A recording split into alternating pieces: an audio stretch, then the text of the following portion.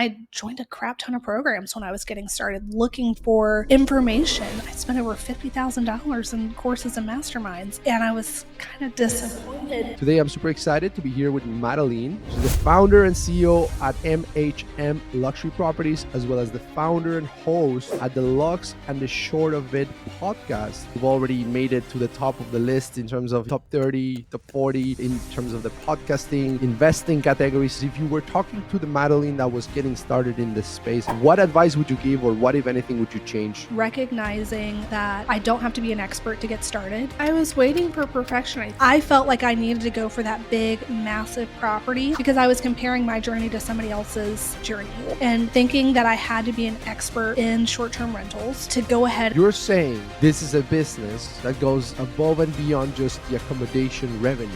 What are we even talking about? Introduce us to the world of affiliate marketing and in-house guest shopping. This is my absolute favorite topic in the entire world. I made well over 6 figures last year from guest shopping their stay. Hello, everyone, and welcome to the Hospitality Edge podcast, where we bring together what we think are two sides of the same coin, real estate and hospitality, and where we bring together leaders, operators, founders, entrepreneurs in the vacation rental and hospitality space so they can tell us about their stories, the lessons that they have learned along the way, and maybe some of the mistakes they might have made as well throughout their journey, so we don't have to make those same mistakes ourselves. Today, I'm super excited to be here with Madeleine. She's the founder and CEO at MHM Luxury Properties, as well as the founder and host at the Lux and the Short of It podcast. Super excited to have you on, Madeleine. How are you doing today, and where are you taking the call from? Thank you so much for having me. I'm doing all right. As I mentioned earlier to you, I'm coming off of the flu, so I hope you guys will pardon the raspy voice. Know that I sound worse than I feel. I'm excited to be here, and I am taking the call from Fort Worth, Texas, which is my temporary home. I'm usually home-based in Athens, Georgia. Love it, Madeleine. Love it. And I just want to say that I admire the work you've been doing with the launch of the podcast. Like we were talking off the record here. It's been maybe a couple of weeks, maybe not even a month. I'm not sure how long it's been, but you've already made it to the top of the list in terms of top 30, top 40, in terms of the podcasting, investing category. So congratulations on that. We'll get into more of that later on, but I just wanted to say that I really admire the work you've been doing with the launch of your podcast. Thank you. As someone that has been doing this as well for a little while, I know how hard it is. It's something I really admire. Now let's start, Madeleine, with right now you have a platform, you have a podcast, you have an educational community, you have an active portfolio of properties that you operate as well. But if we go back to the very beginnings, if you were talking to the Madeleine that was getting started in this space and you could give her some piece of advice or recommend her that to do something differently, what advice would you give, or what, if anything, would you change? That's a great question. It boils down to a couple of different things. So the first thing is recognizing that I don't have to be an expert to get started, and I would have started a little bit faster. Focus on taking the next best step, and imperfect progress is better than just sitting there and analysis paralysis. That's one. And then the other is really just finding my network and my community of like-minded hosts, finding that tribe of people to rally around me. So I had somebody to answer those hard questions, to be there when the guest was, asking for all these random things, knowing how to do that, having that tribe of people, because this business is so much better with friends. I love that. Can you tell us a bit more about that first point of like not waiting to be an expert there? Is that something that happened, like in your case, that you delayed perhaps the lunch or the getting started because Yeah, you were waiting for perfection? I was waiting for perfection. I think a lot of us struggle with feeling like a lot of us struggle with comparing our first chapter in our book to somebody else's chapter 10, wanting to go for the big massive vacation rental or something, when my first property was a 3-bedroom 2-bath that I paid $299 for. But you know what? it does over 80K a year in revenue. And it was in my backyard. So I felt like I needed to go for that big, massive property because I was comparing my journey to somebody else's journey and thinking that I had to be an expert in short term rentals to go ahead and, have everything figured out before I even made an offer on my first property. It's like, no, what I need to focus on is know what my market is, know how to run numbers, and then take that next best step of starting to run and analyze deals and take a move towards purchasing that property. That's what I needed to do. I didn't need to know how every single market worked out there and have an expert opinion on every market. I just needed to know what was best for me and my portfolio.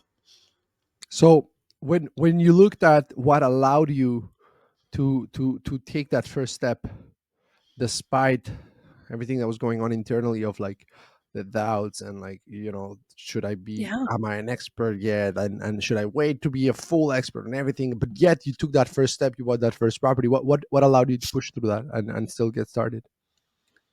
I think it was recognizing that no training is ever wasted. So, my career, I was a COO of a government contracting company. I managed people, processes, manufacturing. I also was a successful content creator. So I had started this lifestyle website called Moderately High Maintenance, where I learned how to create content, do brand partnerships, creatively make content consistently well. And I said, you know what? A lot of these skills translate over into what I'm trying to do. How can I use my own unique giftings and talents to put my own mark on the short term rental space? While I may not have a ton of experience in short term rentals specifically, I personally have a ton of experience in a lot of other areas that translate well into that. And that's what I love about being a coach is helping other people figure out what their unique giftings and talents are and how they can put their unique mark on their own business in the short-term rental space. The beauty of it is each property is unique, each host is unique, and we all have the opportunity to really stand out in our own way and in our own business and create it and craft it into something that we're really proud of for ourselves. And I think for a minute I lost sight of that, of like, how do I fit myself into somebody else's box? I don't. That's not the point. The point is to create my own box.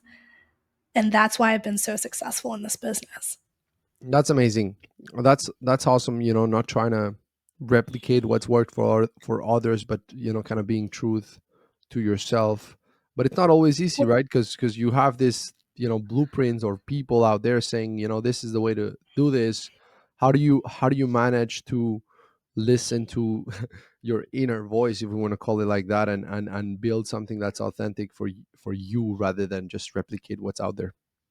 yeah, and that's definitely part of my story. There are lots of gurus out there who are teaching people how to get into short-term rentals. They have a lot of fantastic information, but a lot of times it's generalized information. And I joined a crap ton of programs when I was getting started looking for information on that. I spent over $50,000 in courses and masterminds, and I was kind of disappointed because it was all high level stuff that I had a really hard time bringing down into my unique specific situation.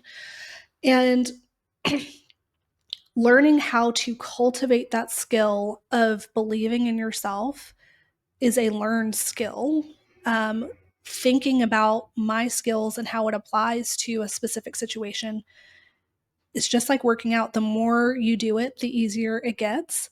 And so, thinking through my skill set and figuring out how to apply it to another situation and think out of the box is just something that I've learned how to do. But as a coach and a mentor, that's why when I created my program, each part of it is handheld. It's one on one support tailored to somebody's unique, specific budget, their goals, because not everybody has the same goals here. And figuring out and teaching them how to work those muscles for themselves. What do you love in this business? What do you not like? Let's figure out what you love, do more of it, and then outsource the rest of it. The beauty of it is figuring out how to create the life you want to live within the short-term rental space. And so tell me something. So you spend more than Yeah. 50K in courses and masterminds and all those things. Mhm. You're left with a feeling of like, okay, what did I get here, or like how practical is this? If we focus on what you did learn Mhm. from investing so much, into your own education, what would you say were the key takeaways of all those investments you did in yourself at those early Yeah, stages? so I learned, 50 ways to Sunday how to underwrite a deal. The analyzing a property, how to fill out a pro forma, how to understand the numbers and the profitability of a property. I learned how to do that all day long. Um, I learned how to take, a property and the basics of what it would need to run well as a short-term rental. And I also learned um, just some like generalized real estate investing experience. So this is what you look for. This is how you find an agent. This is what the different type of lenders are. That type of stuff. I learned a lot of specifics between arbitrage, owning, and co-hosting. Everybody seems to have their niche, and I do all three within my portfolio. I own, I arbitrage, and I co-host. So I feel really comfortable coaching to that because I do all three in mine, and I think that's a big component of a well-rounded portfolio. Um, but what I struggled to find was how to take my budget and then narrow a market down to my budget, because my whole thing is I want me and my clients to have a top tier property in whatever market we choose. Just because you have a 400K budget doesn't mean you can't have a top tier property. It just means we need to go to a different market. We're not going to downtown Miami. And so when we are looking at those different markets and market selection, it's important to be able to know what your budget is, how we're financing it, where to find a market where your budget's really going to go far, and then know how to put the amenities that are really going to make that property stand out within that market. Because that's what is going to win in 2025 and 2026 and beyond is it's the death of the hobby host. What worked for so long of just throwing a room up or throwing up an average property, um, it's not going to be successful. The properties that have top tier amenities that stand out, the hosts who treat this like a professional business and provide a high level of hospitality, that's what's going to be successful moving forward because they're going to rise to the top. Everybody else who is not treating this professionally and not doing a great job, those are the ones who are going to contribute to quote unquote Airbnb bust, which I am personally not experiencing.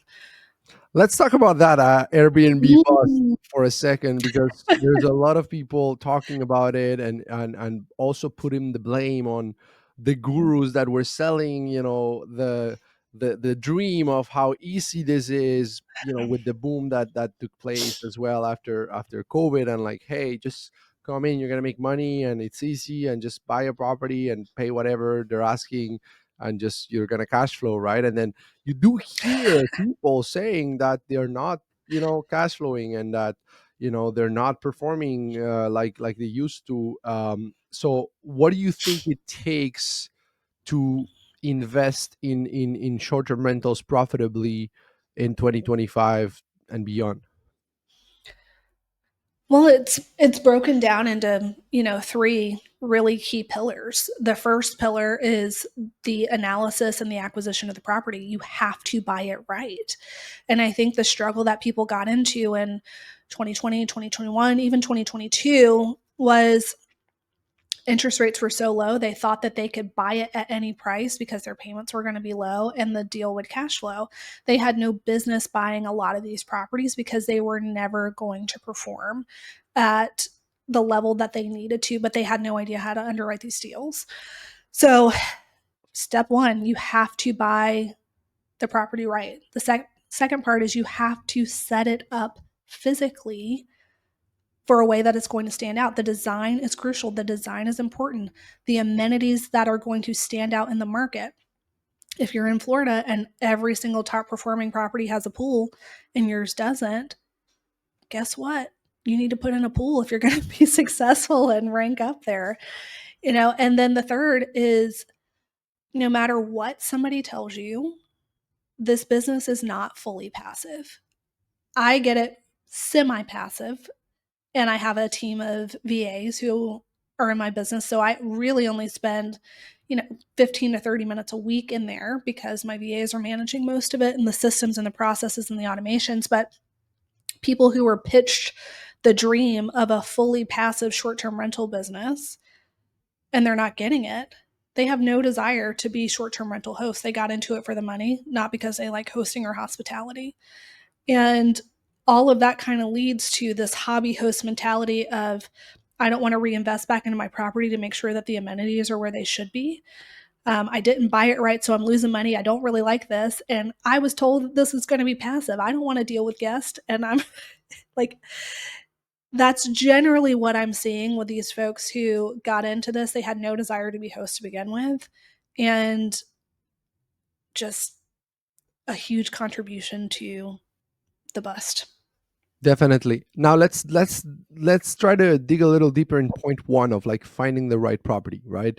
Because you Mm-hmm. said it, like interest rates contributed to people being willing to pay whatever for a property. So Mm-hmm. now that interest rates are not as low as they used to be, that already in and of itself adds a layer of caution, because you Mm-hmm. run the numbers and it's not going to be any property that is going to cash flow. So what does that change in your way to be looking for properties, like the state of the interest rates, the state of the supply that's in the market? How is your strategy for looking properties different today than it was, you know in the midst of the bubble, or the boom that we were seeing right after COVID? Yeah. So, I mean, at the end of the day, once you understand how to truly underwrite a deal with good data, that's a really technical process. It's going to be really hard to dive into on a podcast. But the We can key is get to know your technical numbers. here. We can get technical. Just kidding. Ooh, Kidding. I don't have the thing to share a spreadsheet, but understanding. All right, let's just dive into it. Let's say I'm looking at a property. I've determined my budget. I've determined the market that my budget gets a top tier property in. I've gone through and looked at the market comps, the top performing properties in there. I use a lot of different softwares to do this. AirDNA, of course. I like B&B Calc. Um, Not a huge fan of Rabu. Not to call people out, but I'm looking at the comps and I'm seeing the commonalities of the top performing properties. It may be something as trivial as, all the top performing properties have a white kitchen. There is an art and a science to underwriting and analyzing a property. Yeah, there's the number, but we have to make sure that the data is good data. So then I'm putting it into my pro forma. The pro forma has a slot there for the interest rates. So you're going to be able to determine what you think, like the profitability of the property with the interest rates. My thing right now with real estate is you have a lot of negotiation power with sellers right now because they understand that interest rates are high. We can get seller concessions. We can negotiate on a lot of different points because they understand that. The challenge we were seeing back in the boom was they knew interest rates were low as all get out. And properties were getting into these bidding wars because they were thinking, I got to get while the getting's good, and they were going for well over ask. I mean, all cash buyers coming in just wanting stuff to do with their money, and it was driving up the prices. I actually like diving in right now, and I'm pretty bullish on buying because it's like things are on sale and you can negotiate well. And if the numbers cash flow now when interest rates are at 7.5%, if they go down, you can bet your bottom dollar the numbers are going to work even better. So when we're underwriting and analyzing deals right now, we're looking at the bigger picture. We're looking at the cost seg studies. We're looking at the bonus depreciation that we can get and really calculating that into our cash on cash return. And looking at the full picture of what's going on and knowing that if it cash flows now at 7%, it's sure as heck going to cash flow at a lower interest rate and we can refi out. But I think when interest rates drop a little bit, housing prices are going to go up and there's going to be more competition because buyers are going to flood the market. So I like what you said. So basically, you can be more bullish, you can be more aggressive, you can ask for, discounts, terms that are favorable, seller financing. I think that the challenge was right, because there's the boom, right, when everyone's buying Mm-hmm. at whatever price, and like you have no you have no leverage as a set, like as a buyer, right? Because it is what it is. Then you have the period right after, let's say, interest rates start to increase, but the sellers are still kind of stuck in their head with the past reality, so they haven't yet started to fold, so to speak, to being open to the terms that buyers might be suggesting. But I guess now what you're saying is that we're now at the point where they've realized, like, okay, this is, times have changed, and so you're taking advantage, and rightly so, of that. Now, cash on cash, you say you consider things like, and then we'll move on to other less technical subjects, but I'm just interested. You say you consider things like, the fact that you'll be able to get, accelerated depreciation and those types of things through cost segregation analysis. You consider that as part of your cash on cash, and this leads me to a question that I always ask real estate investors on this show, which is like, are we investing for cash on cash as the main metric, or are we looking at, let's say, appreciation to, internal rates of return, like more of a, there's people that literally will buy only if there's a value add play, where they can literally like force appreciation, which you cannot really do with single family, but you can still kind of try, to add value and increase the value of the property there. So what do you think you should prioritize as a metric for deciding whether to move forward or not with a deal? Is it cash on cash? Considering all those things you were saying that you calculate as part of your cash on cash. Is it internal rate of returns? Is it just like the ability to refi in a couple years, or what is the go-to metric in your case that you teach your students to focus on to decide to buy or I not to buy? prioritize cash flow.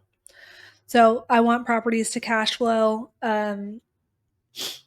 Generally, we're looking at 1,500 a month at bare minimum is what we're wanting to see cash flow wise. But it also depends on the individual's goals. You can't you have to listen to what makes the most sense. I work with a lot of high income earning 9 to 5ers, and they're getting into short term rentals because they need the tax benefits to offset their active income.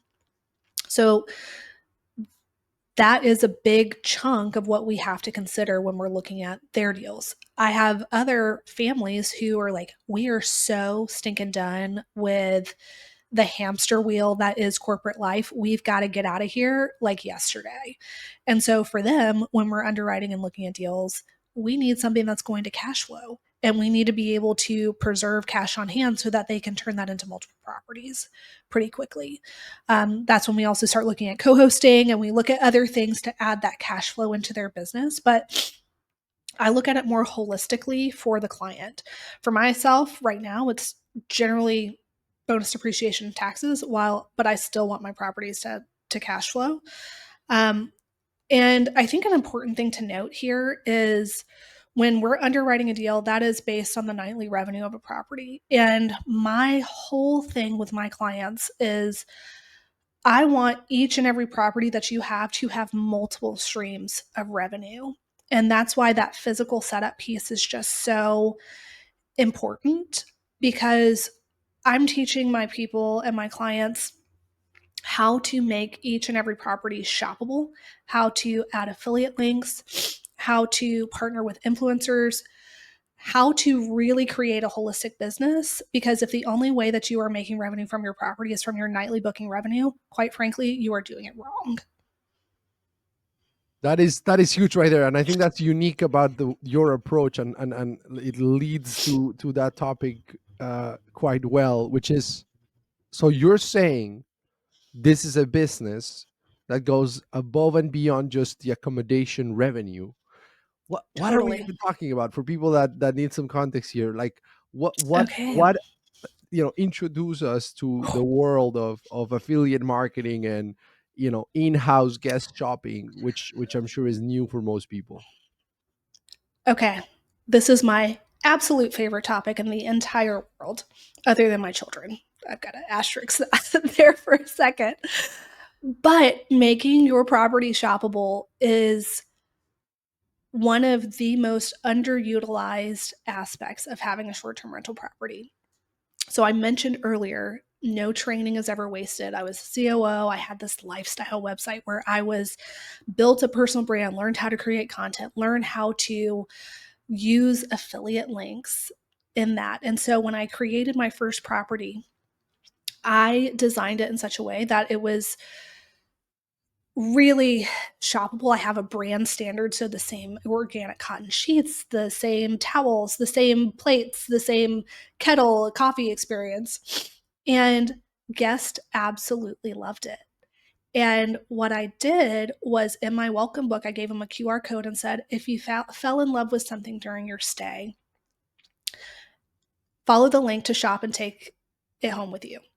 So that leads to a page on my website where they can see the property, and it goes room by room with, all right, you liked the coffee maker, you liked the sheets, you liked this. They can click on the link, it'll take them to the website, and I earn affiliate revenue off of that, anywhere from 5% all the way up to 25% of the purchase price that they had. And I made well over six figures last year from guest shopping their stay. And when you think about it, especially since COVID and kind of the dawn of the digital age, a lot of folks used to go to shopping malls to be able to touch and feel and try products before they bought them. Now everything is just bought online and they don't have that opportunity. But if they are in your property, your home, they feel cozy, they love something, they get to try it out for however long they're staying with you, they're like, this is amazing. Where can I find this? You, they've already said yes to your property. They already love your place. Give them another opportunity to say yes to you. And that's what making the stay shoppable does. That's so interesting. Now, is this something that you know someone someone told you about? Is this something you just kind of like came up with, and like, can you walk us through the process of, like, is it something you did from day one, or like maybe a guest was Yeah. asking, oh, I like your linens, or I like your whatever, and then you had a light bulb moment of like, oh, what if I did this? Like, how did it happen? And then we can talk about the how as well. Yeah. So no one told me about this. This was part of, like, I don't have to be an expert, but how do I put my own unique spin on the short term rental space? I've been doing this for 4 years at this point. But when I was curating my very first property, I created a physical space that was a representation of all of the things that I had been talking about on my lifestyle website. I reached out to Purple Mattress. I put Purple Mattresses in all of my properties. I had done a collaboration with them on my other website, and I said, hey, do you want to partner with me on this? Snow plates and glasses. That's something that I'd use. Quince organic cotton linens. So I had created this entire brand standard. And part of that was, hey, if you guys partner with me on this, then I'll make sure that guests know where to buy it. And I had already been doing affiliate links for a long time on that website. So it was something that was very familiar to me. And so it was something that we did from day one. We launched with this on my website of, hey, if you love it, here's the link to grab it. Because it had been such a interesting part of my lifestyle website, I wanted to incorporate it into this property because it was a natural next step. So yeah, that's how it got started. And then I did it with every single property from then on. But I think one of the key things is having a clearly defined brand a personal brand alongside of it. And guests know what to expect from me because it is such a strong brand standard. And I'm gonna deviate a little because I want to understand that lifestyle brand that you're referring to, that Mm-hmm. you used to work on, and that kind of gave you that knowledge of affiliate marketing and all that stuff. That's moderately high maintenance, right? That's where the Yep. MHM name comes from, in terms of MHM luxury properties. Where does that name come from? I'm just curious. Moderately high maintenance, and what was that website all about? So, moderately high maintenance, the name of the website actually came from my husband, who will say now that there is nothing moderate about the high maintenanceness. I don't think that's a word, but we're going to roll with it. But that came from me spending hundreds of nights a year in hotels, and I wanted a creative outlet. And so I started this lifestyle website to share my travel experiences, to share life on my farm. I have little goats and horses and, dogs and chickens and the whole thing. And, I just wanted a place to share. And so moderately high maintenance just became more and more successful. I grew that into a six-figure business. I had done brand partnerships with places like Delta Airlines, Target, Purple Mattress, all of these big name folks. And that's when I got the idea and just the inspiration to say, hey, what if I took that everything that I had shared digitally and put it into a physical space? And that's where MHM luxury properties came from, and the idea for all of the contents of the first property. So was this a blog? Was this like you were Mm-hmm. blogging, and then you started getting brands to that you would promote on this website type of thing? Exactly. You Nice. nailed it. Nice. Okay, very cool. And so let's talk a little bit about branding, because you're introducing this idea of like your property can be a business, independent of whatever you make from the guest, from accommodation. Great, love it.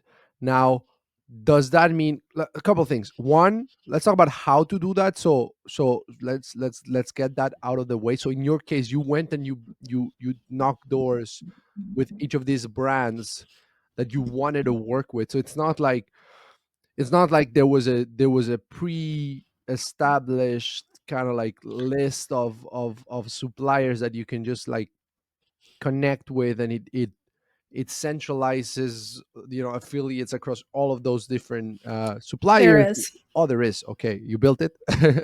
You're building it. No, no, no, no. I did not build it. I did not build it. There are a Okay. couple of different places where you can become an affiliate. There's a LTK, like to know it. That's a big, like 500-pound gorilla in the room. Then there's a place called Magic Links that has a lot of the retailers as well. Oh, wait, Both of are those this you have to are this apply. like vacation rental specific, or these are No, just like general, and then you can decide to apply this to the vacation you rental? can Okay. decide to apply. And then recently, Minoan came out with a showroom where folks can make their property shoppable. That is short-term rental specific. Um, there's always a good, better, best scenario. I think everybody should have a shoppable property. For hosts looking to get started, I think Minoan is probably the easiest way to make your property shoppable. That's a good option. Manello, Better how do you spell that? Manello? Minoan. It's Ma- the short-term rental um, purchasing site where they get deals for that, but they can also um, make their property shoppable through that. The commissionable revenue, the affiliate percentages are not amazing on that, and you don't own the platform. Better would be to have a like to know it or a magic link account and be able to put that on your social media because you earn like a higher percentage. Best option would be like to know it or magic links on your own direct booking website and be able to send people back to that. We're diving into literally an entire coursework of stuff in like 30 seconds of that. So this is very tip of the iceberg. Um, and it can go so much deeper than that. But yeah, That's a It high gives us an level of idea. like It gives good, us an better, best. idea. Like if someone wants to take a Yes. look and explore. Come find me. I will like show you the ropes of all things affiliate. That's But yeah, amazing. it's And what are other revenue sources, like so you have a property, okay, you make money from accommodation, great. Now you're making money from affiliates, great, because you mentioned that you made 200K in affiliate revenue last year, which is impressive. So what are other revenue sources, or those are the two main that you look at, or are you looking at other sources as well? well, I think the key is to look at every aspect of your business and figure out where you can save and then spend where it's going to have a high impact. Um, as well as looking at the different aspects of a guest stay. People ask me, all right, do you charge for early check in, late checkout? And the answer is yes, we do, but not, the answer is not always. So let's say a guest has a stay booked for 2 months from now, and they ask me 2 months out, can we have an early check in? Our response is we always do our best to accommodate early check in on the day of arrival. If you would like to guarantee an early check in before the day of your arrival, the price is X. Otherwise, you're more than welcome to wait and we'll get you in as soon as the cleaners finish on your day of arrival. So that lets them know if as soon as our cleaners finish the property, they can get in if they don't want to pay for it. But if they want to guarantee that extra service, we typically also throw in this guarantees that we have the proper staffing to ensure our level of cleanliness to get it done faster for you, something to that extent. But guaranteeing that 50 to $75 per stay extra for an early check-in if somebody wants to guarantee it. We're not, charging that arbitrarily on the same day. If they don't want to pay for it, they still have an option to get it, but if they want to guarantee it, they get an early check-in.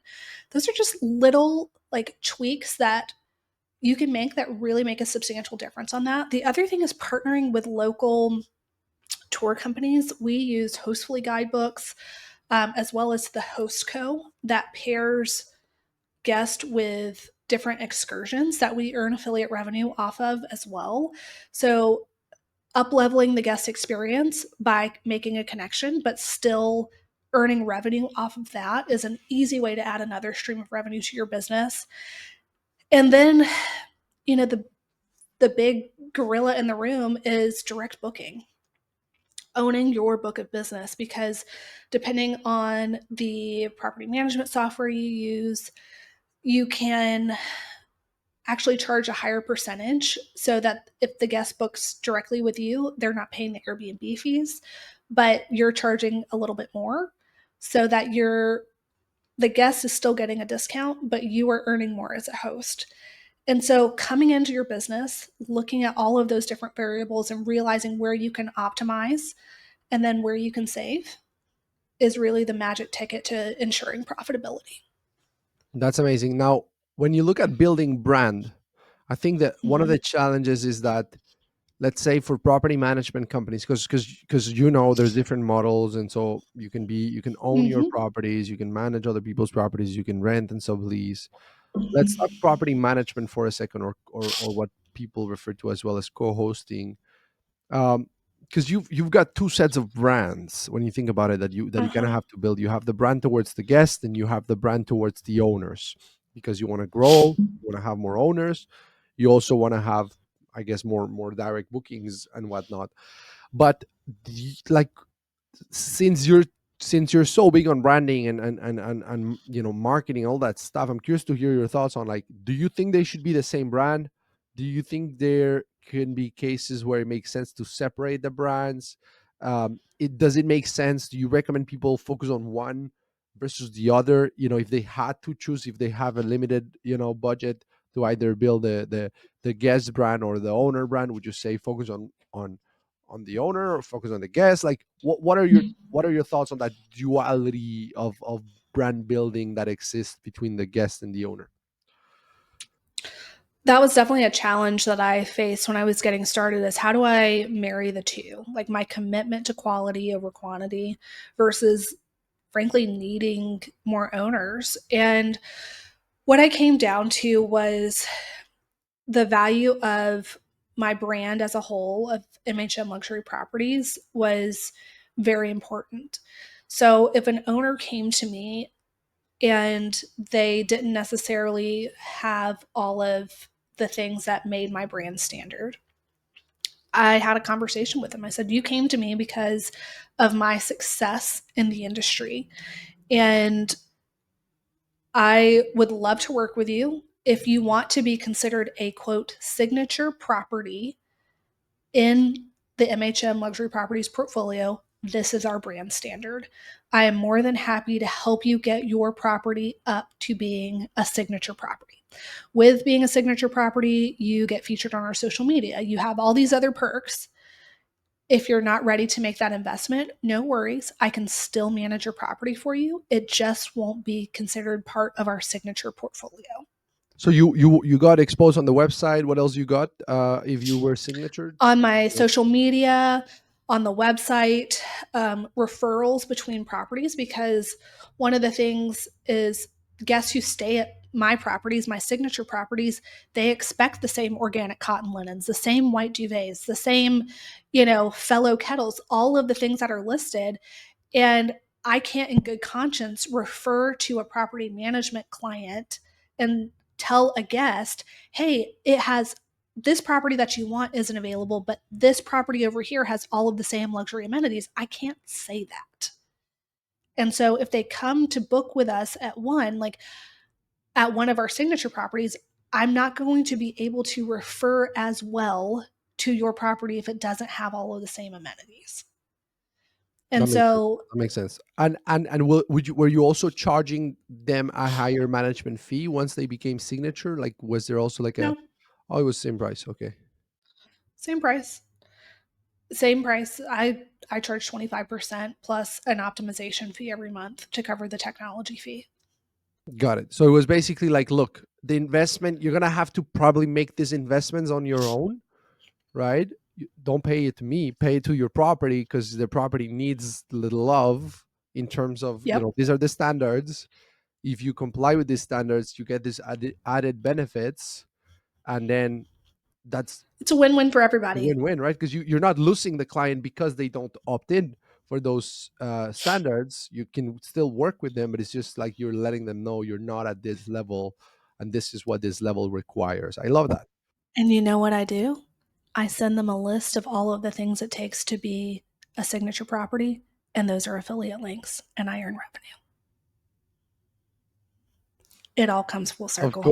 Of course, that makes a lot of sense. Wow, that's awesome. I love this. This is a more holistic way to be thinking about building a business, and I think what I like about this too is you don't need as many properties to have a very successful high revenue generating business because you're making, I don't know, what would you say you're making on top, like percentage wise, on top of the accommodation? Like if you were just doing accommodation versus the revenue you make while doing all these side revenue things, would you be able to give an estimate of how much more you're making than just the property that focuses on accommodation alone?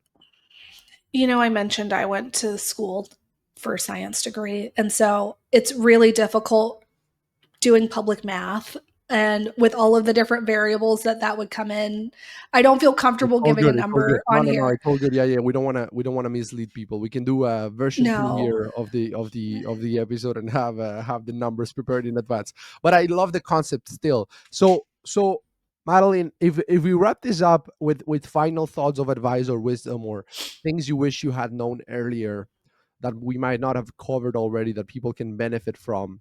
And then if you can tell us a little bit too about where can people connect, where can people follow, where can people um, you know sign up for your coaching or your courses, that'd be great to wrap it up. Yeah. So, as I shared earlier, one, just realizing you don't have to be an expert to start, figure out what your unique giftings and talents and what you can bring to make your business unique. And this, I think, is huge. And then finding your tribe of like minded hosts. Your vibe attracts your tribe. And if you are in for highly profitable, but small but mighty portfolios, like I am your tribe. And I would love for you to find me. I'm on Instagram at Madeleine Raiford-Holland. My name has an extra E in it, so Madeleine Raiford-Holland. I'm on LinkedIn at the same. And my email, not my email, my website is madeleinerayfordholland.com. I would love to connect with you. If you find me on any of those, let me know that you found me on this podcast, and I can't wait to chat more. That's amazing, Madeline. Thanks so much. This has been great. I could keep you here for 2 more hours, and I'm sure we'd have enough things to talk about. But this has been great. Thank you for taking the time. I look forward to connecting again in the future. Have a good one. Thanks so much. You too.